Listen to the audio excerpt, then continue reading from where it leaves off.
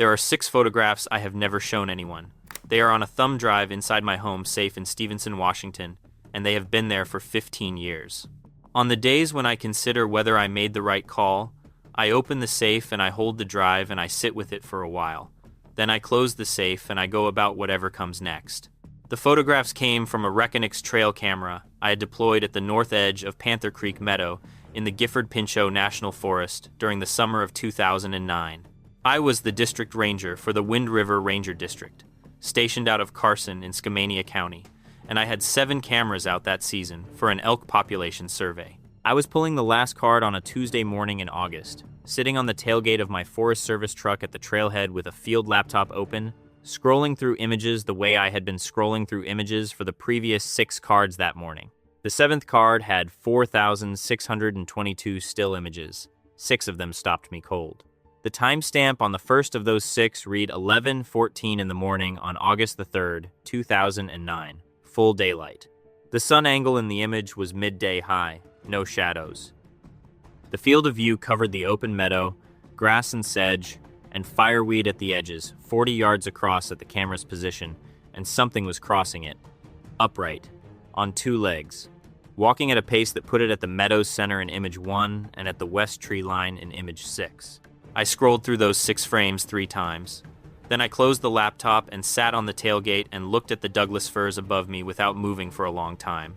If you want to hear more stories like this one, hitting subscribe keeps them coming.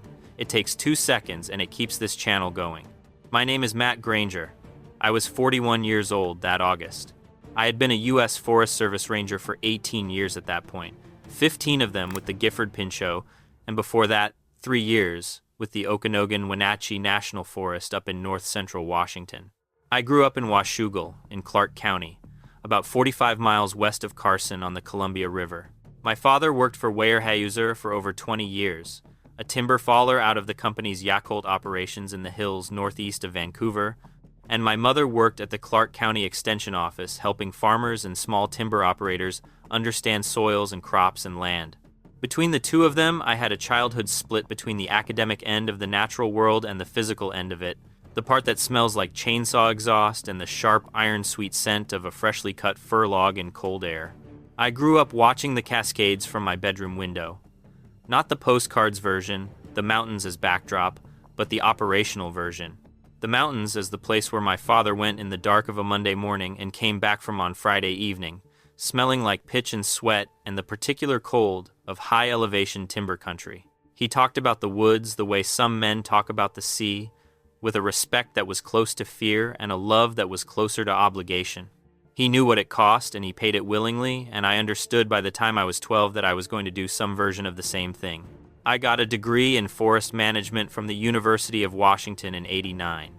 I was 21 when I graduated, and 21 when I started with the Forest Service, and I had no wife, no kids, and no reason to be careful about where they sent me, so they sent me to the Okanogan-Wenatchee in the dry country east of the Cascades, which was a good posting for a kid from the wet side because it taught me I did not know as much about forests as I thought I did. The Okanogan country is ponderosa, pine, and bunchgrass, and the smell of sage after rain, open and sunlit, and completely unlike the fir country I had grown up next to, and it took me 3 years to understand it. By the time I did, I understood something more useful than the species and the soil types. I understood that every forest is a system with its own rules, and the rules take time to learn, and the time is the whole point. The Gifford Pinchot posting came in '92. I was 24, and I drove down from the Okanogan in early April, when the lower elevations were greening up, but the passes were still snowed in. And I crossed the Cascades on Highway 2 and came down into the Columbia River Gorge, and the wet side opened up around me. The firs went enormous again, the moss thick on every surface, the rain that was missed here at the gorge becoming something more serious the moment you turned north into the hills. I felt the way you feel returning to a landscape you are made from, even if you have never been to that exact location before. The Wind River Ranger District covers roughly 230,000 acres in the southern portion of the Gifford Pinchot, centered on the Wind River Valley and the drainages that feed into it from the east and north. The district includes the Trapper Creek Wilderness in the west, the Indian Heaven Wilderness on the Central Plateau, and the western and southern slopes of Mount Adams, which at 12,281 feet is the second highest peak in Washington and sits at the northeast corner of the district, like a fixed point for everything else. The Wind River runs south out of the mountains and into the Columbia near Carson, a cold, clear river that runs high with snowmelt from April into July and drops to a clear, low-water state through August and September. Carson, Washington, is a small community on the north bank of the Columbia River Gorge, about 8 miles west of Stevenson, which is the Skamania County seat where I lived with my family. The district headquarters sits above the Wind River Road, a low building with Forest Service green trim and a gravel lot and a bulletin board at the entrance that lists current fire danger, trail conditions, and the county's hunting and fishing regulations. When I pulled in there in April of '92, I had everything I owned in the bed of a Chevy pickup and a head full of confidence that the next few years would mostly replace with something more useful. I met Karen in '91, my last year in the Okanogan, at a county extension event in Wenatchee, where she was presenting on watershed planning for small timber operations. She was 26 and from Vancouver, Washington, the Clark County one, and she had a graduate degree in environmental science from Portland State and an opinion on most things, and a complete lack of patience for imprecision that I found alarming at first, then fascinating, then necessary. We were married in '92. The same year I moved to the Gifford Pinchot, and she made the move with me and found work with the Skamania County Land Use Planning Office. Tyler was born in '93 and Megan in '97. By 2009, when the camera changed things, Tyler was 16 and talking about biology programs, and Megan was 12 and devoted to horses, and both of them were growing up in a house on a gravel road outside Stevenson, with the Columbia visible from the kitchen window and the back Cascade foothills starting about a mile from the front door. Quick thing before we get into it. I have a book coming out. It's called the Bigfoot Codex. It's a compilation of all my research and findings. It's kind of my baby. So if you want to check it out, the link's down below. Now let's get you back to the video. The elk survey that produced the Panther Creek camera had started the previous year, in 2008, when the district wildlife biologist, Pam Schroeder, noticed something in her annual population numbers she could not fully account for. Pam had been counting elk in the Gifford Pinchot since the mid-90s, a careful and precise scientist who produced careful and precise data. In 2008, her calf recruitment numbers came back 11% below the 5-year average. That does not sound dramatic unless you understand ungulate population dynamics, in which case it is meaningful, and Pam had a specific concern beyond the percentage. The calves were not dying and being found. They were disappearing. Not carcasses turning up at the edge of wolf predation zones or coyote territories, but animals simply absent from a count that should have included them. She had ruled out disease. She had run the wolf predation models, and they did not account for the gap. She wanted camera data from the upper drainages where the calf loss seemed most concentrated. She asked me in the spring of 2009 to set 7 cameras across the southern patrol zone. The Panther Creek drainage was one of her target areas because the upper meadow complex there, the network of open clearings at the ridgeline elevation, was prime calf rearing habitat, and the herd that used it had shown the most significant attrition in her counts over the previous 2 survey cycles. I set the cameras between the 15th and the 22nd of June. Camera 4 went at the north edge of Panther Creek Meadow, the largest of the upper clearings. On a cedar post, I drove into the ground at 52 inches with a post pounder and a level and a tape measure, because Pam wanted consistent installation heights for scale reference across all 7 positions. The Reconyx HC500 is a professional wildlife camera, not the kind you buy at a sporting goods store. It has a trigger speed of under a second, a no-glow infrared flash for night images, and a time-lapse capability the consumer cameras of that era did not offer. The district had 8 of them, purchased the previous year through a wildlife monitoring grant, and they were good cameras. They worked dependably in cold and wet Cascade conditions, which covered most of the calendar year. They did not miss much. I pulled cards every 2 weeks through the summer. The first pull in late June was exactly what I expected. Elk cows, with calves moving through the meadow in morning and evening, a black bear that showed up 3 nights running at the east end, a pair of coyotes that came through once, a handful of deer, and the jays and squirrels that trigger trail cameras constantly, and that you learn to scroll past fast. The second pull in mid-July was similar. More elk, more bear, the coyotes twice more, and a set of images that showed me the sow bear had returned with different cubs than the ones she had had in June, which I flagged for Pam separately. 6 weeks into the survey, I knew what each camera was producing and what I would likely find on each card when I pulled it. Camera 4 at Panther Creek had been giving me elk and bear and deer. Consistent triggers, good coverage of the meadow. I expected more of the same when I pulled it on August the 11th. The morning started normal. I had 3 cameras to pull that day, starting with 2 on the west side of the drainage and ending with number 4. I got to the Wind River trailhead at the end of FS Road 305 around 9 in the morning, parked, opened the tailgate, set the field laptop on it. The August light was doing that thing it does in the Cascades in late summer, when the marine cloud is cleared and the air is dry and clean, and the Douglas firs throw shadows that are sharp and defined, nothing like the gray diffuse shadows of fall and winter. I popped the card from the first camera, ran through its images in about 20 minutes, moved to the second camera, same thing. Elk inventory, bear, a mule deer buck at the far edge of one frame, good data. Then I put in card 7. I went through the first 4,000 images at a fast scroll, the way you scan when you know the inventory and are looking for anomalies. The inventory was normal up to a point. Elk, bear, the same sow I had been tracking all summer. The young bull I had seen in the July pull. Then I hit image 4,211 and I stopped scrolling. The timestamp read 11:14 in the morning, August the 3rd, full daylight. The sun angle in the image was midday, the shadows directly beneath the objects casting them, no lateral angle. The field of view was the full width of the meadow at the camera's position, and something had just entered the frame from the east. I went through the next 5 images, one at a time.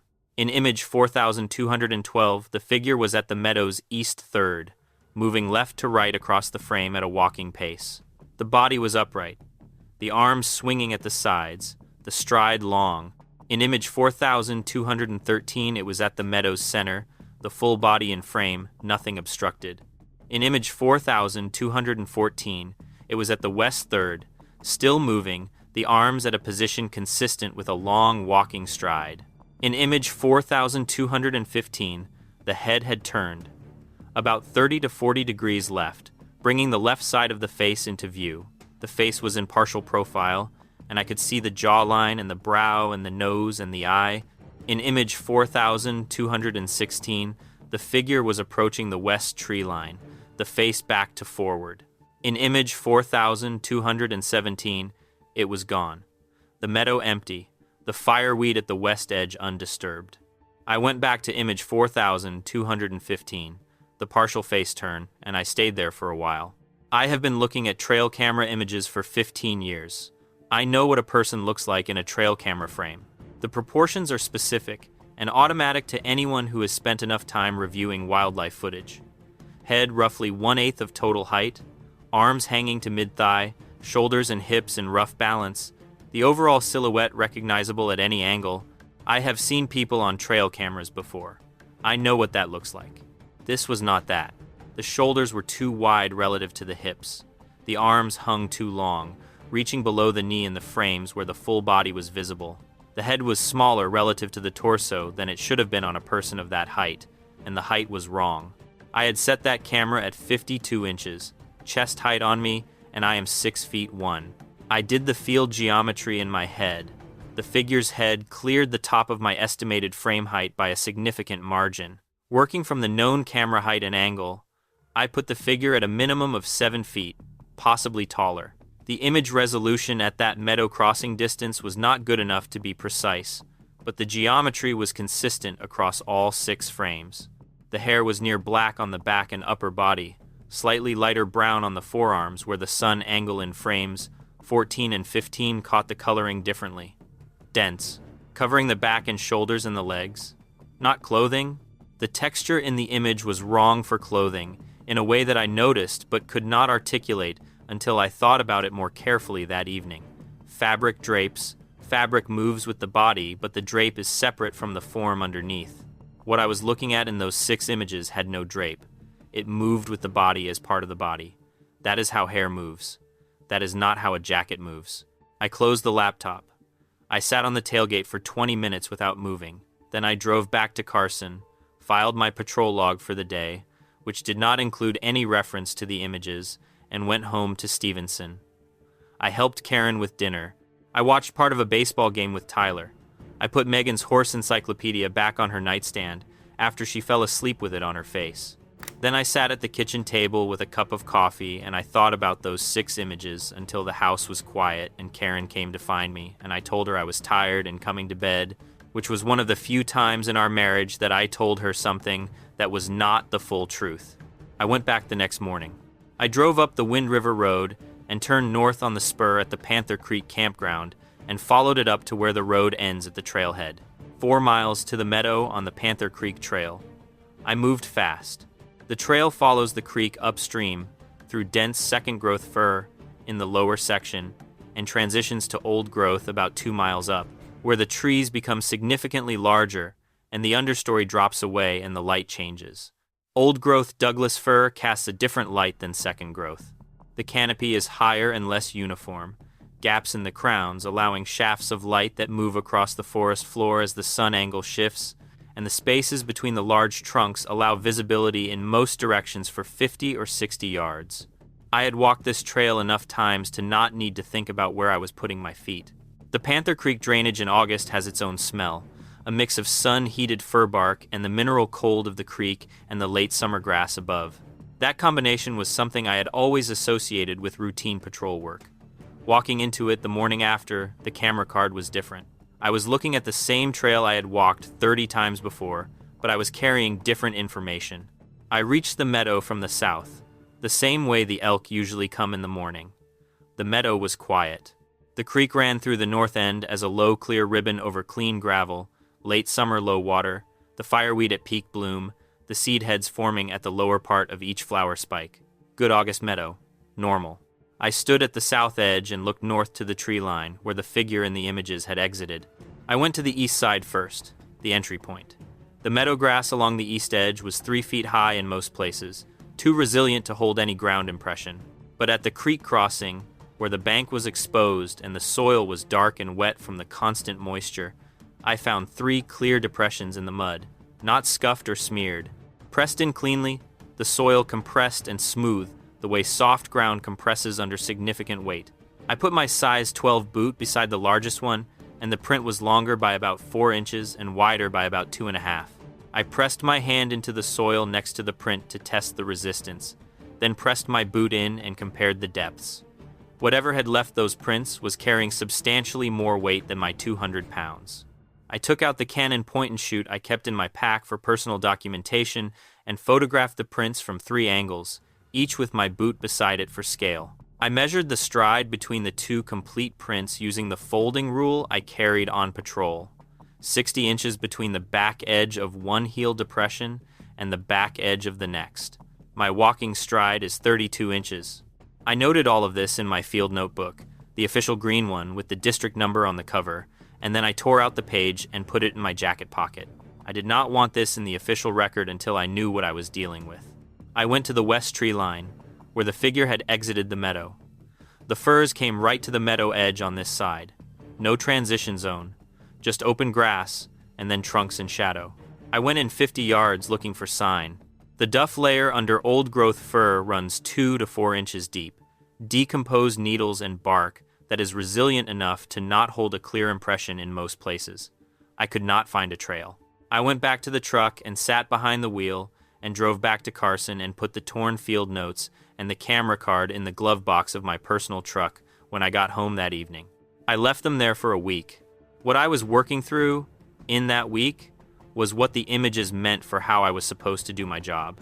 A U.S. Forest Service ranger manages federal land according to a management plan, a large document produced by the regional office through a public process that identifies the ecological values of the land, the permitted human uses, the conservation priorities, and the monitoring requirements. The Gifford Pinchot's management plan accounts for the known species assemblage of the forest. The elk and deer and bear and cougar and wolf and the birds and fish and listed plants and invertebrates that the land is managed to protect. The management plan does not account for what I photographed at Panther Creek. There is no protocol for it.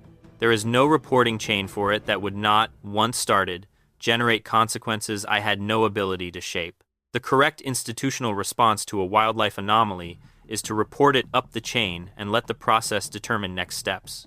I had been a federal employee for 18 years, and I understood the process and what it would produce. A report to my district supervisor, a forwarding to the regional wildlife program, consultation with U.S. Fish and Wildlife, consultation with state wildlife. Eventually, if the report generated enough bureaucratic momentum, a field investigation. Cameras, personnel, possibly aerial survey. The full machinery of institutional attention brought to bear on the Panther Creek drainage. And whatever was in that drainage would leave. The way moose leave when you fly helicopters over them. The way wolves relocate when the pressure of human attention becomes consistent. Any large, intelligent animal with a strong avoidance instinct responds to institutional attention in the same way. It disappears. Goes deeper. Goes somewhere the cameras are not. I went back to the meadow the last Saturday of August. I told Karen I had trail work to check, which was true because I did inspect 2 sections of the Panther Creek Trail on the way in. The morning was overcast. The low marine cloud that builds in the Cascades in late August, heavy and wet-smelling, sitting on the ridgelines and blocking the sun. I reached the meadow at around 9. I did not go to the creek crossing first. I went to the camera post. The Reconyx was still running on the replacement card I had put in when I pulled the survey card. I was looking at the ground around the post. There was a print. One clear impression in the soil at the base of the post, in a spot where the cedar had dripped enough condensation over the summer to keep the ground consistently soft. The print was facing the camera. I measured the distance from the print's nearest edge to the lens. 12 feet. Whatever had been in those 6 images had come back. It had come to within 12 feet of the camera, and it had faced the lens. The camera had not triggered, which meant it had been standing very still. Still enough that the motion sensor had not detected movement. It had stood at 12 feet and faced the lens directly. I crouched at the print for a long time. Then I stood and I looked at the west timber, and the west timber did not offer anything visible, just the fir trunks and the shadow and the August quiet. I went back to the truck and drove home, and that evening I sat on the back porch in the overcast late afternoon and I thought about a print, 12 feet from a camera lens and a figure at the meadow center in full daylight on August the 3rd, and the face that had turned toward the camera in image. 4,215. September came. The second summer arrived in the Gifford Pinchot the way it always does. A dry week or 10 days when the marine cloud pulls back and the air turns clear and cool and everything that was damp smells like it is finally drying out. The light changed. The big leaf maples started turning at the edges of their leaves, just a rim of yellow and orange on the outermost growth. The elk moved down from the high meadows toward the timber. The bear activity picked up on the huckleberry. The trails dried. The district work shifted to hunting season preparation, camp compliance checks, the seasonal infrastructure assessments that pile up in late summer. I went back to the Panther Creek drainage on a Friday afternoon in the second week of September, after a patrol day that brought me to the North District on legitimate work. I parked at the trailhead at around 4 in the afternoon, which gave me about 2 hours of useful light. I had not been back since the August Saturday when I found the print at the camera post. The trail was fast and dry, and I reached the meadow at around 4:40. I went to the east side and the creek crossing first. No prints. The late summer soil had dried and hardened. I went to the west tree line and I went in, not 50 yards this time, but further, 100 yards, following the line of least resistance through the old growth, watching the duff for depressions, watching the vegetation for the bent or broken sign of something large passing through.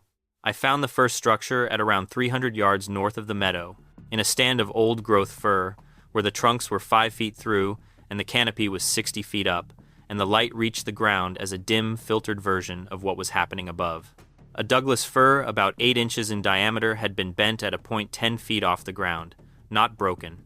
The tree was alive, the bark intact at the bend point, though scraped in a specific pattern on the upper surface, the bark removed where something had gripped the tree at that point.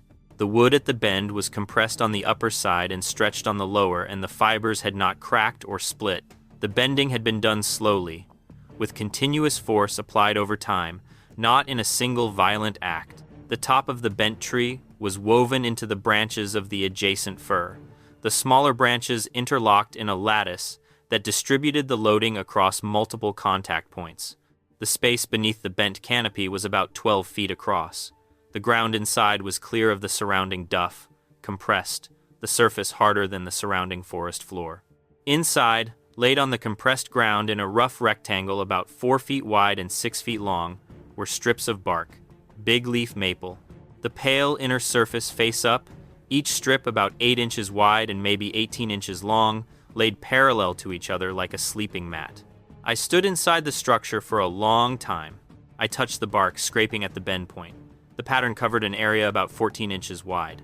I thought about the image of the figure at the meadow center in full daylight, the arms that hung below the knee, the shoulder width, the hand size required to grip a living fir trunk at 10 feet and bend it over a period of time was something I could work out in practical terms. It was not a hand size that belonged to any species in the Gifford Pinchot National Forest species list. Skamania County had passed an ordinance in 1969 making it a crime to kill what the ordinance called a Bigfoot or Sasquatch, the only county in the United States to do so.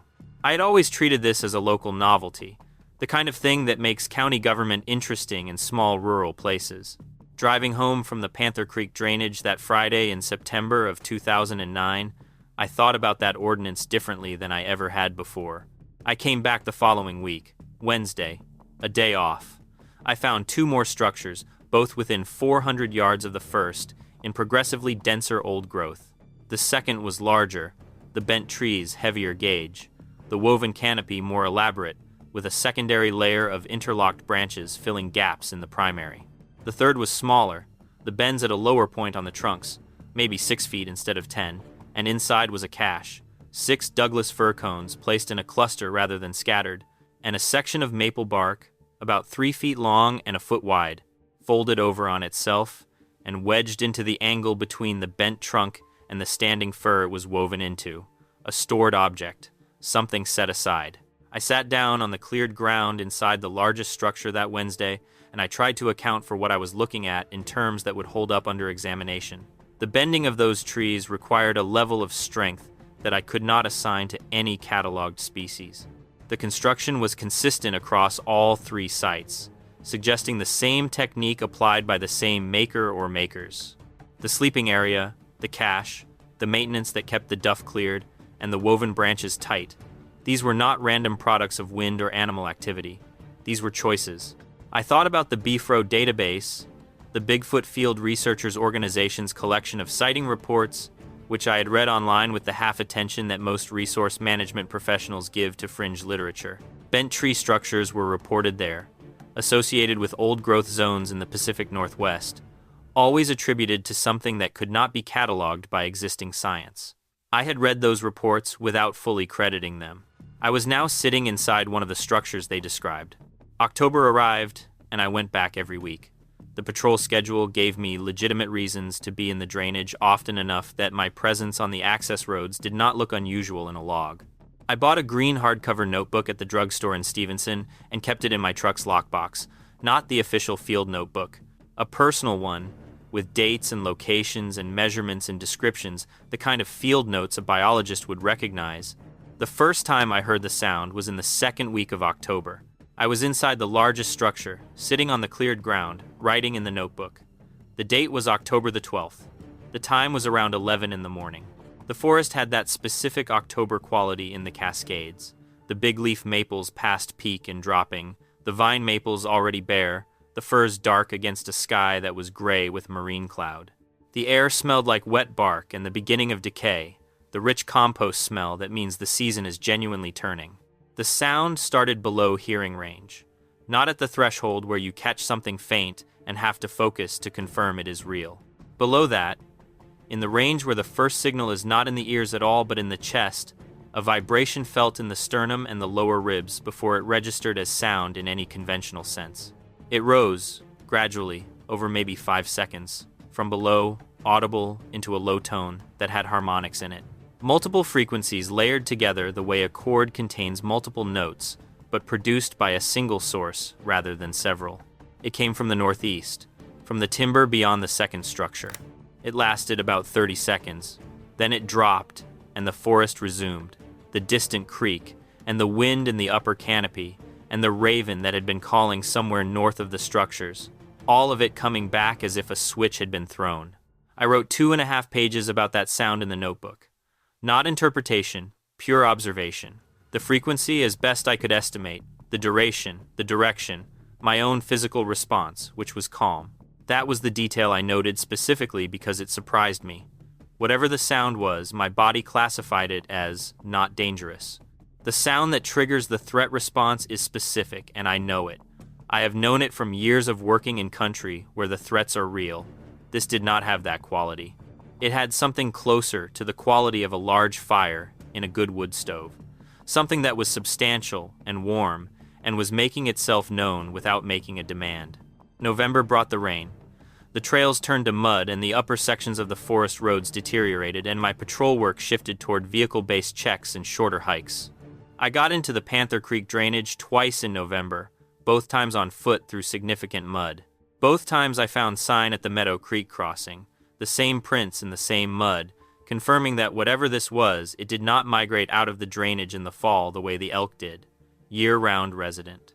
December I got in once, on snowshoes, the day after Christmas when Karen took the kids to her parents in Hood River.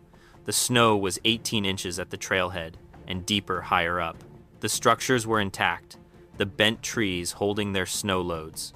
Inside the largest, in the sleeping area, the bark strips had been rearranged and supplemented, newer strips of maple bark laid on top of the older ones, still flexible, pale, and not yet dried. Someone was maintaining this in winter. Through the snow, I found prints on the south side of the main structure, in the lee of the windward wall, where the structure itself had blocked the prevailing weather, and the snow was shallower and less disturbed. Old prints, several days at least, the edges softened by wind and a thin crust of refreezing, but the shape was clear enough. The same foot I had been measuring since August. 5 toes in clear impressions, the arch present but flatter than a human arch, the heel round and large. January of 2010, I went in twice on weekends. Saw nothing, found old sign, heard nothing. The cold that January was serious. Single digits for a week when the continental air mass pushed down from the north. The second January trip, I turned back a mile short of the structures because the temperature was 6 below and the wind had come up, and I was alone with 12 miles round trip and no backup, and the conditions had crossed the line from manageable to genuinely dangerous. I turned around and went back to the truck and drove down to Carson and sat in the truck with the heat on for a while before driving home. February was better. The marine system came back in, the temperature moderated, the snow softened. I went in on a Thursday and spent 2 hours at the structures. I was at the clearing south of the main structure, standing inside the tree line with my notebook, when the sound came again. Longer this time, close to a full minute. The same harmonic quality, but closer than October's location had been. 70 yards, maybe, rather than the 100 I had estimated in the fall. I stood in the February forest and listened, and when it stopped, I felt the absence of it, which is the clearest indication of how present something has been, the quality of the silence after. Spring of 2010 was when I started understanding that I was not watching a solitary animal in the drainage. In April, after the snow was gone from the lower elevations and the trail was passable again, I went in and surveyed all 3 structures. All 3 were intact and maintained, but a 4th site had appeared, maybe 200 yards east of the 3 existing ones, in a section of younger timber where the firs were second growth, 50 and 60 years old, trunks 2 and 3 feet through. The new structure was smaller than the 3 originals, but built on the same plan. The same bending technique, the same woven canopy, the same cleared interior. The bent bark at the bend points was still fresh-cut looking, the pale inner wood just beginning to darken, built during the winter. The 4th structure was smaller in every dimension. The bent trees at the entrance gaps were lower. The sleeping area inside was shorter and narrower, an accommodation for a smaller body. I went back in May. The low sound came twice, once from the northeast as usual, and once from the east, in the direction of the new, smaller structure. 2 separate sound events, separated by about 40 minutes, from 2 separate directions. I wrote in the notebook. 2. At a minimum. June was when I first heard what I could only interpret as a call answered by another. I was sitting in the clearing south of the main structure in the early morning, about 7:30, the light just beginning to filter through the canopy gap. The low sound started from the northeast, the usual direction, the usual layered quality, and it lasted about 20 seconds.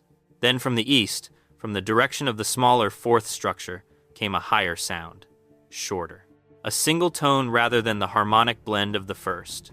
3 seconds, maybe 4, and then it stopped. One sound, and then an answer to it. I sat still and breathed and thought about what I had just heard, and there was no honest interpretation that did not involve two separate beings in two separate parts of the drainage, communicating. The summer of 2010 I went in every week the patrol schedule allowed. The sign continued. The structures were maintained.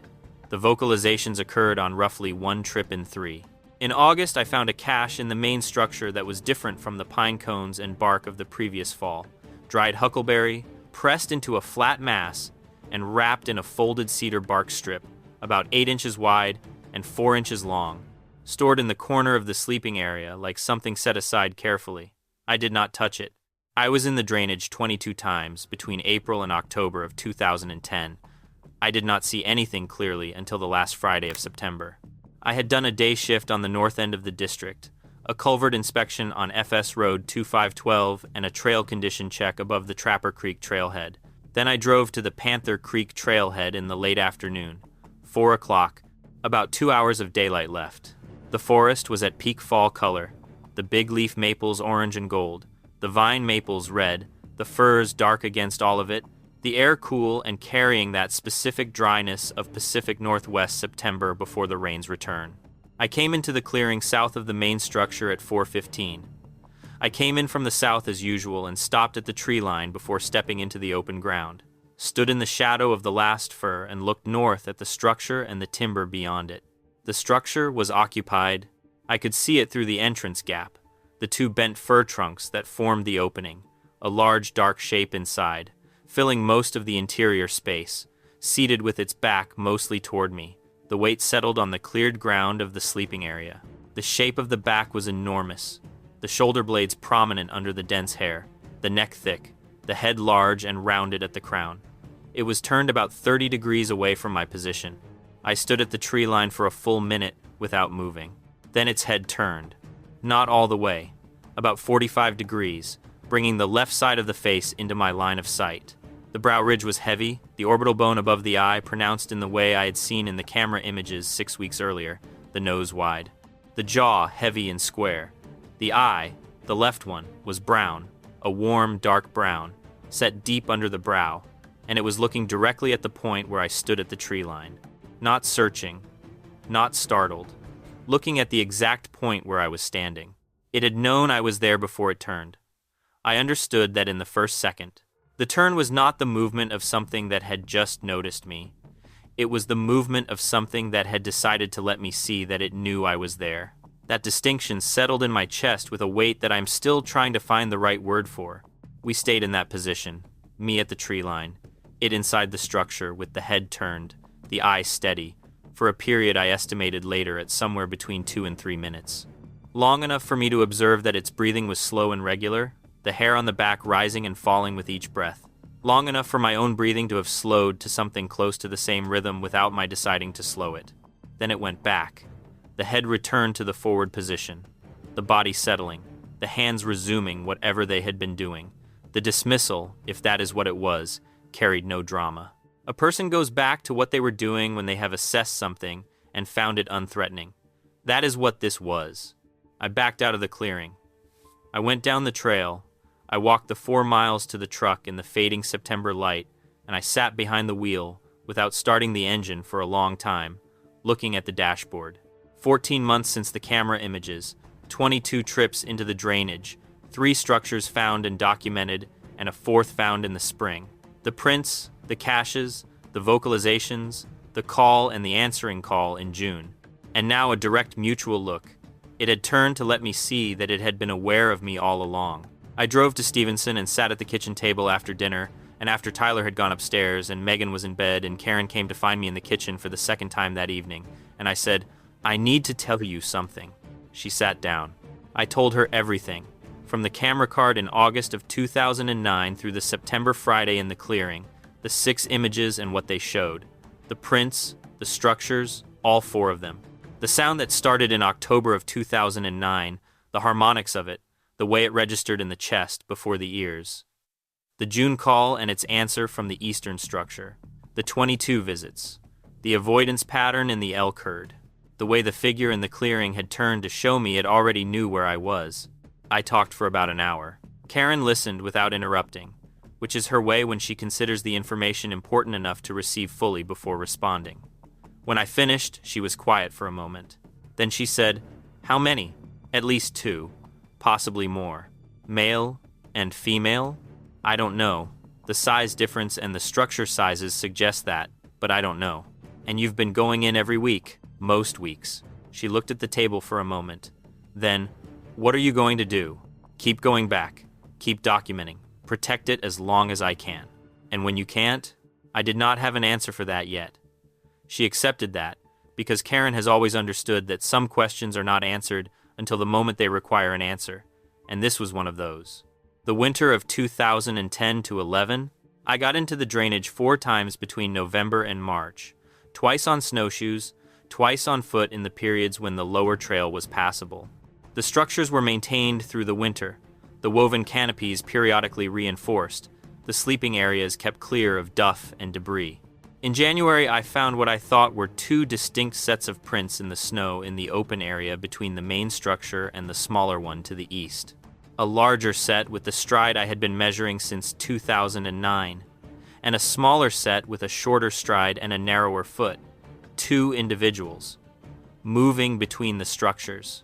In March, the last trip of the winter, I was at the clearing south of the main structure for about an hour, and the sound came, low and long, from the northeast, and while it ran, I sat on a section of fallen fir at the clearing edge and thought about the scale of what was happening in this drainage without anyone in the institutional world knowing about it. 2 beings, at minimum, living in bent tree shelters in old-growth timber adjacent to the Wind River Ranger District's southern patrol zone, maintaining those shelters through the winter, caching food, vocalizing to each other across 200 yards of old-growth fir, and I had known for 18 months and had said nothing. I thought about that obligation a lot that winter. Not regret, exactly, but the weight of a choice that had been made implicitly, through accumulation, without ever arriving at a clear decision point I could examine and defend. Every week I had gone in and not reported, I had made the choice again. The choice was now so embedded in the pattern of my professional life that I had stopped distinguishing it from routine. That was the part I had to watch.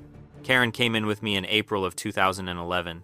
2011, the snow gone from the lower trail by mid-April, the trillium blooming in the understory and the sword ferns unrolling their new fronds, and the air carrying the specific clean smell of a Cascade spring.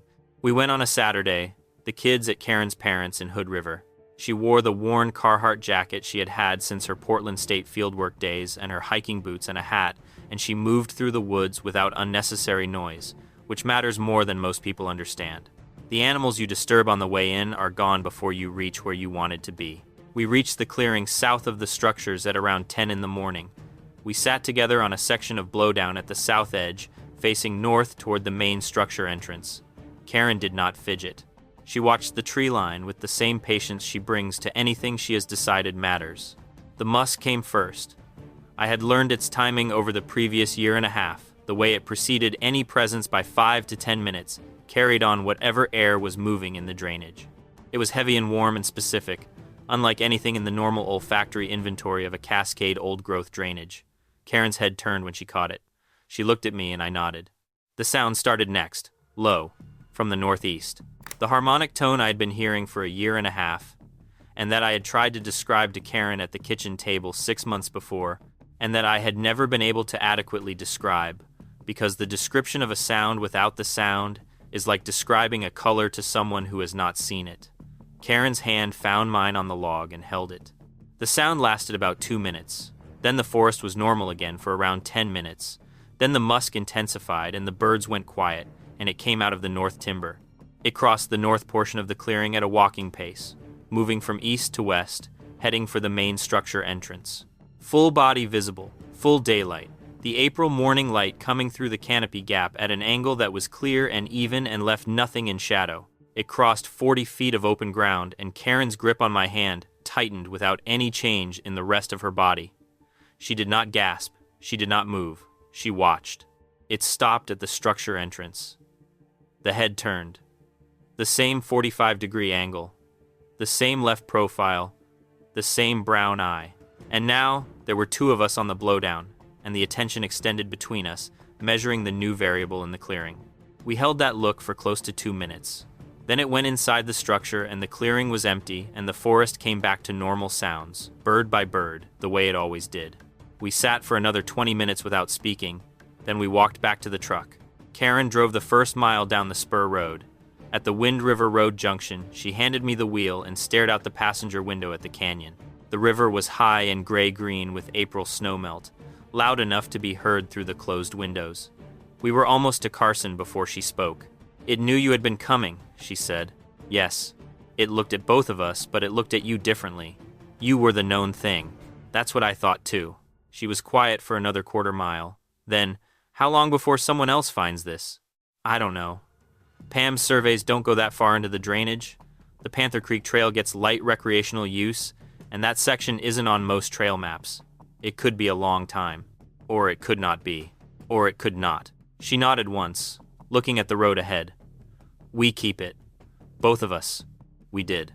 The crisis came in the summer of 2012, 3 years after the camera card.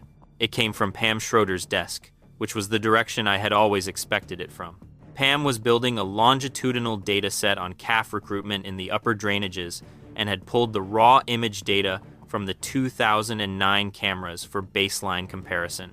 Good science and normal protocol. She sat down with the image count records from all 7 cameras, and she found the sequential numbering gap in Camera 4's submission, 6 missing frames in the August 3rd sequence.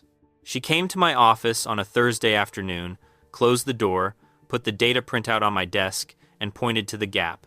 Images 4,211 through 4,217. Camera 4. August the 3rd, 2009. What happened to them? I told her the camera had triggered on a wind-moved branch, and the images were blurred and unidentifiable, and I had deleted them. Standard field practice when blurred triggers take up card space. She looked at me. Pam Schroeder has a scientist's face, economical in its expressions, but processes information at a level that shows in the eyes rather than the surface. She was processing something. She said, "Matt, the Panther Creek upper drainage has been showing an anomalous elk avoidance pattern for 3 survey cycles. The herd is not using the meadow complex the way the habitat would predict, and I cannot account for it. Wolf predation does not fit the numbers. Habitat change does not explain the pattern. If those images had anything relevant to that avoidance, I need to see them." I said the images were deleted and I was sorry I had not flagged them before clearing the card, and I would be more careful going forward. I said I would look at ways to improve camera coverage in the upper drainage. She looked at me for another moment. Then, "I am going to request a dedicated camera deployment for the upper Panther Creek drainage next spring. 6 units, 60-day deployment. I want to resolve the avoidance question." She left my office. I waited until she was back down the hall, and then I picked up the phone and called Karen. "How long do we have?" Karen said. "Spring deployment. April probably. 8 months. Give or take." She was quiet for a few seconds. "What are you going to do?" "I need to go in." I went in on the following Saturday, alone. I walked to the main structure and I sat on the cleared ground inside it, and I talked. I have never been certain that what I said was understood in any linguistic sense. I am a person who believes in what can be observed and measured and documented, and the idea of sitting in a bent tree shelter in old-growth fir country and speaking to whatever lived there has always sat uncomfortably alongside my training and my inclinations. But I did it, because speaking honestly out loud, even to uncertain ears, is better than the alternative. I talked about what was coming. I talked about the cameras and the spring timeline and the fact that 6 professional cameras covering the meadow complex and the drainage approaches would be thorough. I talked about not being able to stop it without ending my career, and my career being what allowed me to keep coming back. The low sound came while I was talking, from the northeast, about 40 seconds, steady, the harmonic tone at its usual frequency. I sat with it. When it stopped, I said, "April." I do not know what that communicated or if it communicated anything at all. I know what happened. In late March of 2013, before Pam deployed her cameras, I went in to see what the winter had left. The 3 original structures had been altered, not by wind or snow load. The bend points on 2 of them had been partially released. The tops of the bent trees allowed to lift partway back toward vertical, the woven canopies loosened. Materials had been removed from the interiors. The sleeping areas were empty. The caches were gone. The 4th, smaller structure to the east had been completely taken apart. The bent trees released entirely. The site cleared of the bark strips and the stored materials. The drainage in March of 2013 looked like normal old-growth drainage in the southern Gifford Pinchot. Partially released bent trees read as old wind stress or snow damage to any observer who did not know what they had looked like the previous October. I went through the area twice and made careful notes and confirmed that no obvious structural evidence remained. Pam deployed 6 cameras in late April. They ran through August. I reviewed the data with her in September. The cameras had produced good elk data, the herd using the upper meadow complex for the first time in several survey cycles. The calf recruitment numbers improved. No anomalous triggers. No structural features visible in any of the image sequences from the areas the cameras covered. Pam reviewed the data and wrote a report attributing the change in elk behavior to a shift in wolfpack territory toward the east that had reduced predation pressure in the Panther Creek drainage. The report went to the district office. The district office filed it. The survey closed. 2 weeks after Pam filed the report, I went into the drainage on a Tuesday morning. I went to the northeast sector, past the original structure sites, past the area Pam's cameras had covered, further north than I had been before. I went about a mile into old-growth timber on a northeast-facing slope, a moister exposure than the west-facing sections I had been working, with larger trees and deeper moss and less direct sun and a different quality of quiet. The musk hit me about 200 yards in. I stopped, waited, it intensified. From ahead, from the northeast, the low sound started. The structures were there. 3 of them, built on the same pattern, in timber so old and dense that Pam's cameras at the meadow complex positions would never have reached them. They had moved, relocated to a section of the drainage the survey protocol had not covered. The structures were new but built to the same specifications as the originals, the same bending technique, the same woven canopy design, the same cleared and matted interiors. The sleeping area in the main structure held fresh bark strips, maple again, the pale inner surface face up. I stood in the old growth and breathed the musk and listened to the sound and felt the specific relief of something you had hoped for turning out to be true. The pattern resumed at the new site. I started going in October of 2013. The sign continued. The vocalizations continued. And in late October, 7 weeks after I found the new structures, the head turned again in the familiar way. The 45-degree angle, the left profile, the brown eye finding me across the clearing at the south edge. The same assessment completed. The body going back to what it was doing. Same arrangement. Different address. I retired from the Forest Service in October of 2012.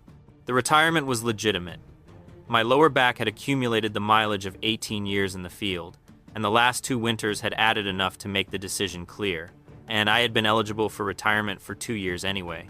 I finished my last day, handed in my truck and my equipment and my district keys, and drove to Stevenson in my own vehicle. Karen was waiting on the porch when I pulled in. She had 2 cups of coffee. We sat on the steps in the late October light and looked at the Columbia below, and she said, "What happens now?" I keep going in. Without the badge. Without the badge. She handed me the coffee.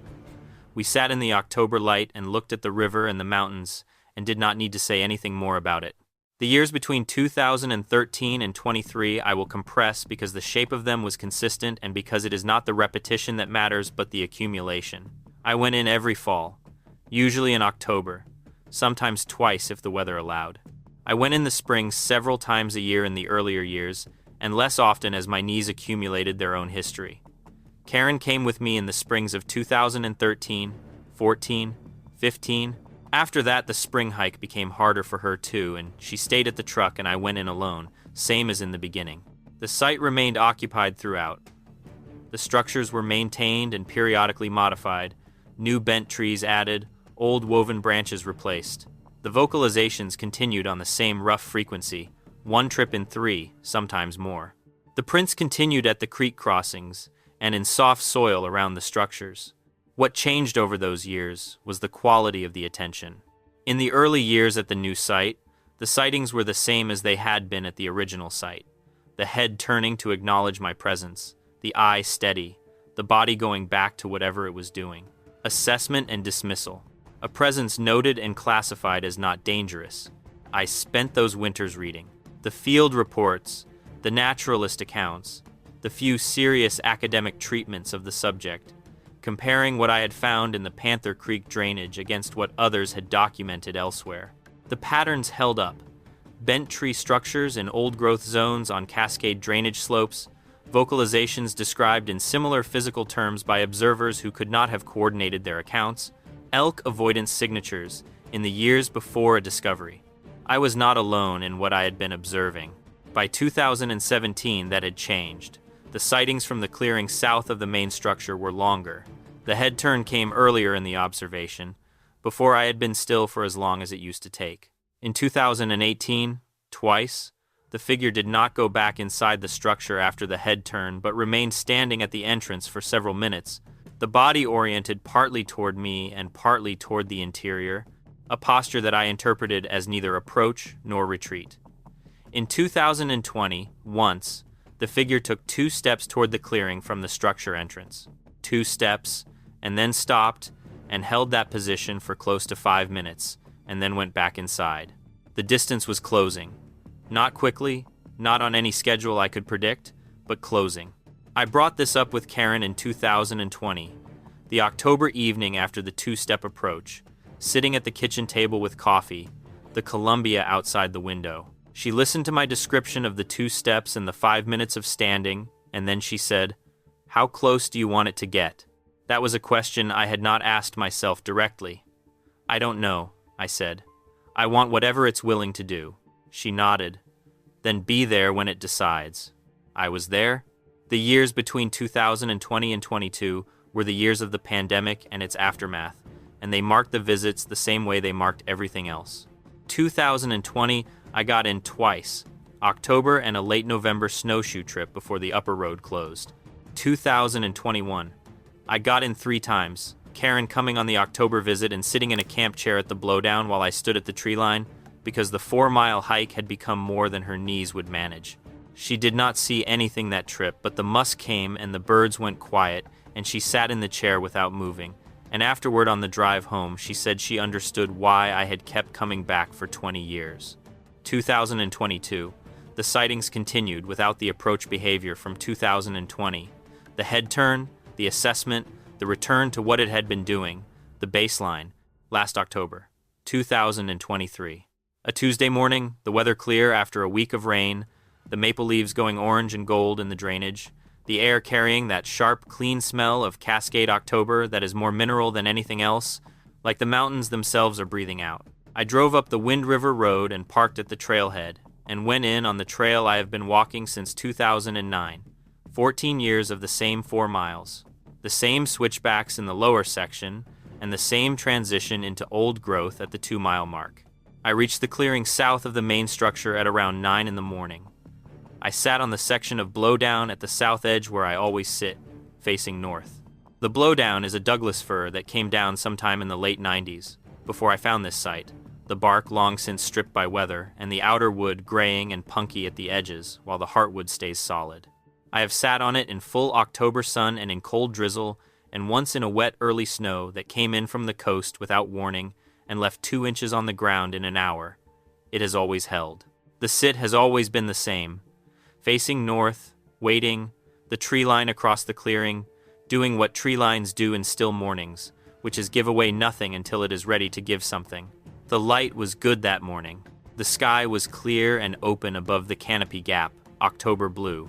The sun not yet high enough to put full light on the clearing floor, but coming. I waited.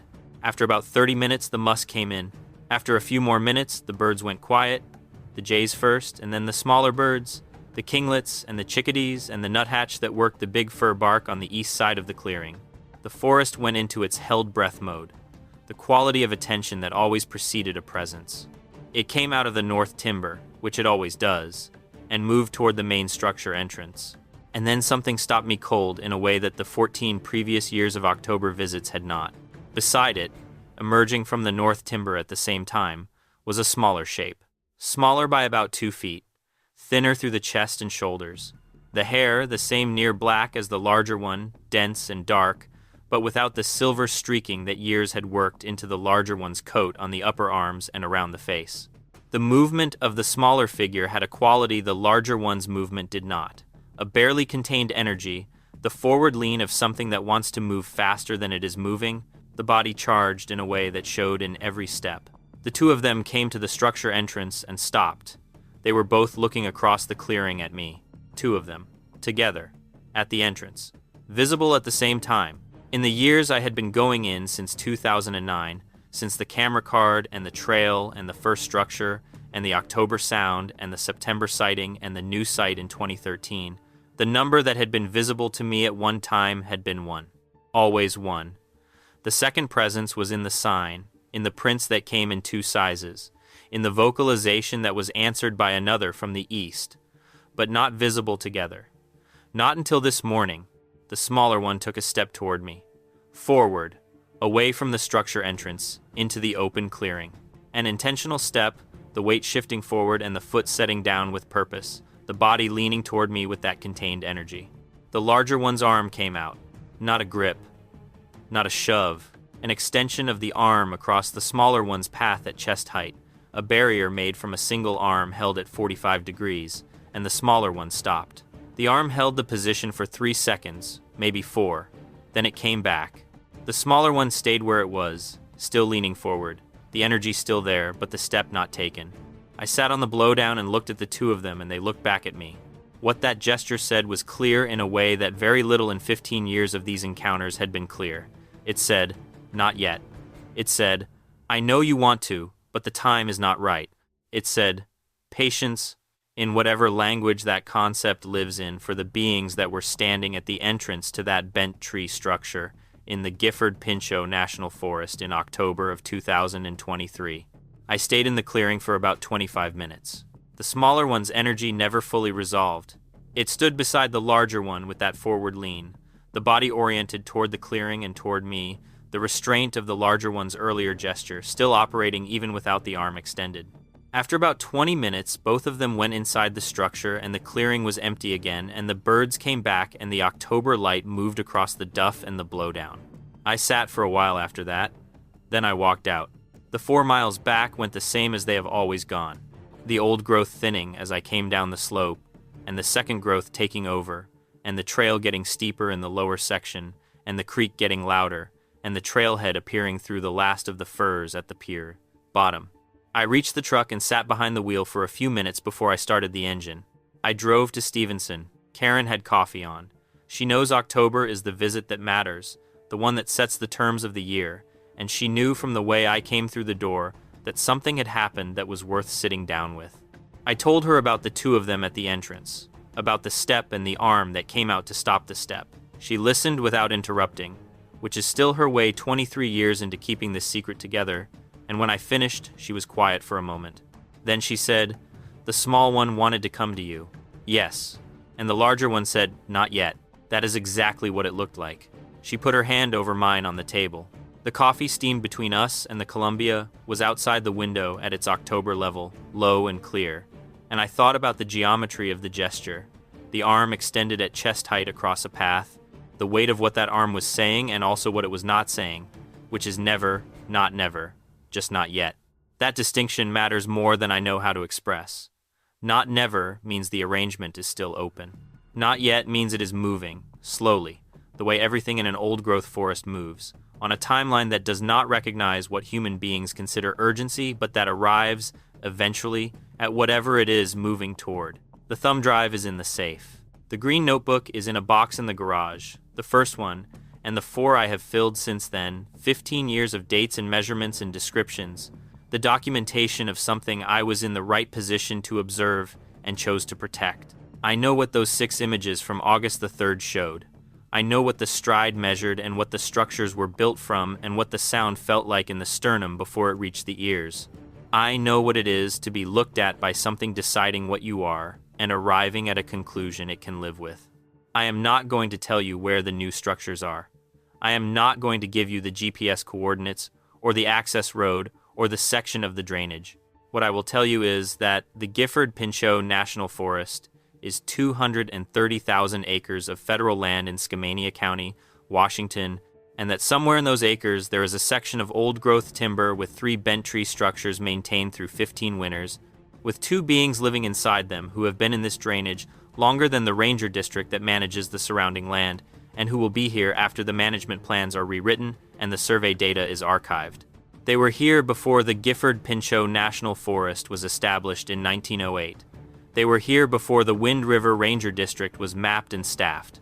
They were here when the timber companies were cutting the lower elevations and leaving the old growth on the steep faces because it was not worth the road costs to get at it, and the old growth endured, and whatever lives in it endured alongside it. I think about the smaller one's step, the forward lean of it, the barely contained energy of a being that wants to cross a distance and is being held back by something older and more patient than its own impulse. I think about the arm that came out, not violent, not panicked, just steady and clear, the gesture of one being, managing another being's enthusiasm with the authority that comes from years and experience. I think the arm will not always extend. I think the patience the larger one is asking for will eventually satisfy itself, and the step will come all the way out, and the distance will close. I do not know what is on the other side of that closing. I have been thinking about it since October, and I have not arrived at a picture I can hold. What I know is that when it happens, I will be sitting on the blowdown at the south edge of the clearing, same as I have been sitting there since 2013, and the morning light will come through the canopy gap the way it always does, and the musk will come before the presence, and the forest will go quiet, and then whatever comes next will come. I will be there. The coffee is on. The Columbia is outside the window at its winter level now, high and gray-green, the fall rains having come in and raised it a good 2 feet since October. The Gifford Pinchot is up there in the clouds to the north, the drainages running with the new water, the old growth doing what old growth does in winter, pulling back to something essential and waiting for the season to turn. There is something in those trees that knows I am coming back in October, same as always. I will be there.